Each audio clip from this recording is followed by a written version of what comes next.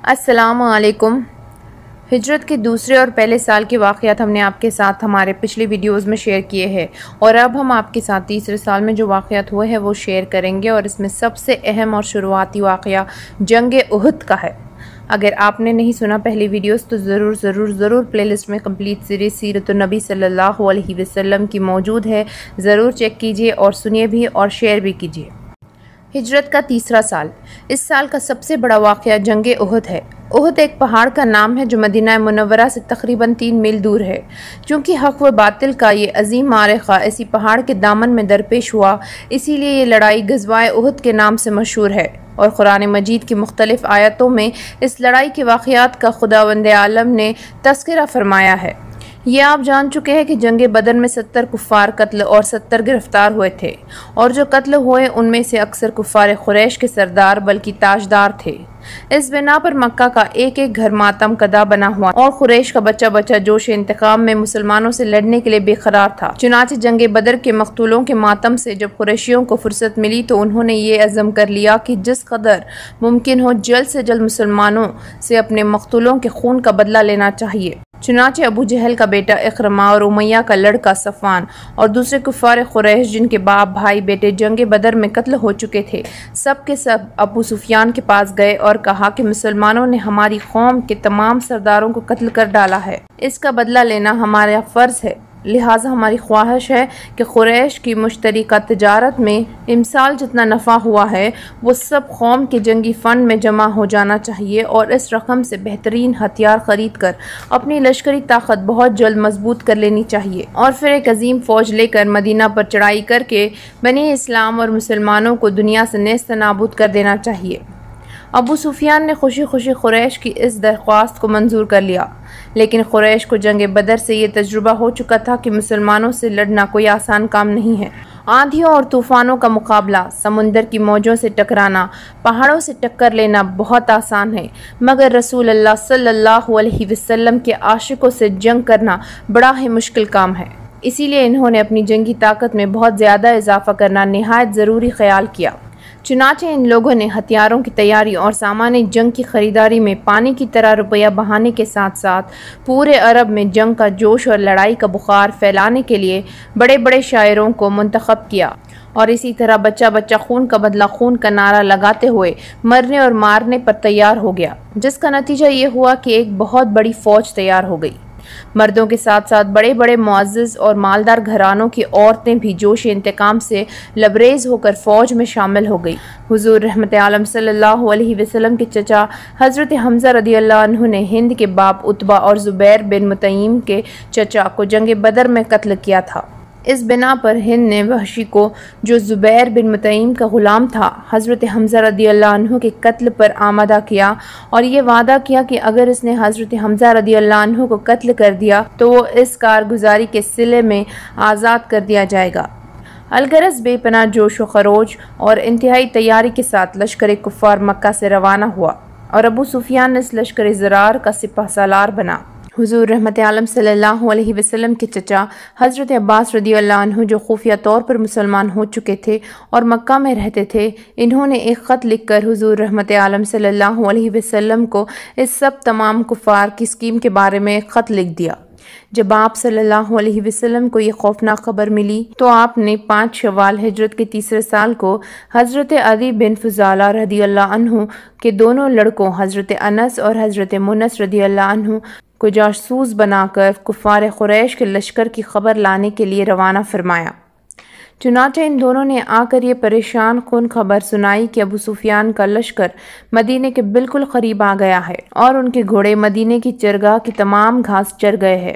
یہ خبر سن کر 14 شوال ہجرت کے تیسرے سال جمعہ کی رات میں حضرت سعد بن معاذ و حضرت اسید بن حضیر اور حضرت سعد بن عبادہ رضی اللہ عنہم ہتھیار لے کر چند انصاریوں کے ساتھ رات بھر کاشانہ نبوت کا پہرا دیتے رہے، اور شہر مدینہ کے اہم ناکوں پر بھی انصار کا پہرا بٹھا دیا گیا۔ صبح ہوئی، حضور صلی اللہ علیہ وسلم نے انصار و مہاجرین کو جمع فرما کر مشورہ طلب فرمایا کہ شہر کے اندر رہ کر دشمنوں کی فوج کا مقابلہ کیا جائے یا شہر سے باہر نکل کر میدان میں یہ جنگ لڑی جائے۔ مہاجرین نے عام طور پر اور انصار میں سے بڑے بڑے بوڑھوں نے یہ رائے دی کہ عورتوں اور بچوں کو قلعوں میں محفوظ کر دیا جائے اور شہر کے اندر رہ کر دشمنوں کا مقابلہ کیا جائے، مگر چند کمسین نوجوان جو جنگ بدر میں شریک نہیں ہوئے تھے اور جوش جہاد میں آپس سے باہر ہو رہے تھے، وہ اس رائے پر اڑ گئے کہ میدان میں نکل کر ان دشمنان اسلام سے فیصلہ کن جنگ لڑی جائے۔ حضور رحمت عالم صلی اللہ علیہ وسلم نے سب کی رائے سن لی، پھر مکان میں جا کر ہتھیار ضرب تن فرمایا اور باہر تشریف لائے۔ اب تمام لوگ اس بات پر متفق ہو گئے کہ شہر کے اندر ہی رہ کر کفار قریش کے حملوں کو روکا جائے، مگر حضور رحمت عالم صلی اللہ علیہ وسلم نے فرمایا کہ پیغمبر کے لیے یہ زیبا نہیں کہ ہتھیار پہن کر اتار دے یہاں تک کہ اللہ تعالیٰ اس کے اور اس کے دشمنوں کے درمیان فیصلہ فرما دے۔ اب تم لوگ خدا کا نام لے کر میدان میں نکل پڑو، اگر تم لوگ صبر کے ساتھ میدان جنگ میں ڈٹے رہو گے تو ضرور تمہاری فتح ہوگی۔ پھر حضور رحمت عالم صلی اللہ علیہ وسلم نے انصار کے قبیلہ اوس کا جھنڈا حضرت اسید بن حضیر رضی اللہ عنہ کو اور قبیلہ خزرج کا جھنڈا حضرت خباب بن منذر رضی اللہ عنہ کو اور مہاجرین کا جھنڈا حضرت علی رضی اللہ عنہ کو دیا اور 1000 کی فوج لے کر مدینہ سے باہر نکلے۔ حضور رحمت عالم صلی اللہ علیہ وسلم نے شہر سے نکلتے ہی آپ نے دیکھا کہ ایک فوج چلی آ رہی ہے۔ آپ نے پوچھا کہ یہ کون لوگ ہیں؟ لوگوں نے عرض کیا کہ یا رسول اللہ صلی اللہ علیہ وسلم، یہ رئیس المنافقین عبداللہ بن ابیہ کے حلیف یہودیوں کا لشکر ہے جو آپ کی امداد کے لیے آ رہا ہے۔ آپ نے ارشاد فرمایا کہ ان لوگوں سے کہہ دو کہ واپس لوٹ جائے، ہم مشرکوں کے مقابلے میں مشرکوں کی مدد نہیں لیں گے۔ چنانچہ یہودیوں کا یہ لشکر واپس چلا گیا۔ قبیلہ خزرج میں سے بنو سلمہ اور قبیلہ اوس میں سے بنو حارثہ کے لوگوں نے بھی واپس لوٹ جانے کا ارادہ کر لیا، مگر اللہ تعالیٰ نے ان لوگوں کے دلوں میں اچانک محبت اسلام کا ایسا جذبہ پیدا فرما دیا کہ ان لوگوں کے قدم جم گئے۔ چنانچہ اللہ تعالیٰ نے قرآن مجید میں ان لوگوں کا تذکرہ فرماتے ہوئے ارشاد فرمایا، جب تم میں کے 2 گروہوں کا ارادہ ہوا کہ نامردی کر جائے اور اللہ ان کا سنبھالنے والا ہے اور مسلمانوں کو اللہ ہی پر بھروسہ ہونا چاہیے۔ اب حضور رحمت عالم صلی اللہ علیہ وسلم کے لشکر میں کل 700 صحابہ رضی اللہ عنہم رہ گئے، جن میں سے کل 100 زرو پوش تھے، اور کفار کی فوج میں 3000 اشرار کا لشکر تھا، جن میں 700 زرو پوش جوان، 200 گھوڑے، 3000 اونٹ اور 15 عورتیں تھیں۔ شہر سے باہر نکل کر حضور رحمت عالم صلی اللہ علیہ وسلم نے اپنی فوج کا معائنہ فرمایا اور جو لوگ کم عمر تھے ان کو واپس لوٹا دیا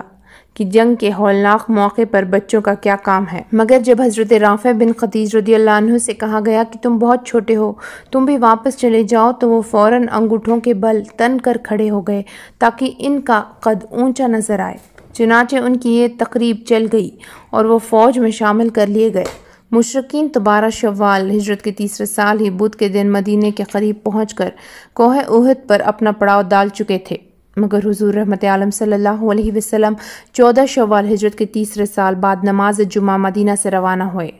رات کو بنی نزار میں رہے اور 15 شوال سنیچر کے دن نماز فجر کے وقت احد میں پہنچے۔ حضرت بلال رضی اللہ عنہ نے اذان دی اور آپ صلی اللہ علیہ وسلم نے نماز فجر پڑھا اور میدان جنگ میں مورچہ بندی شروع فرمائی۔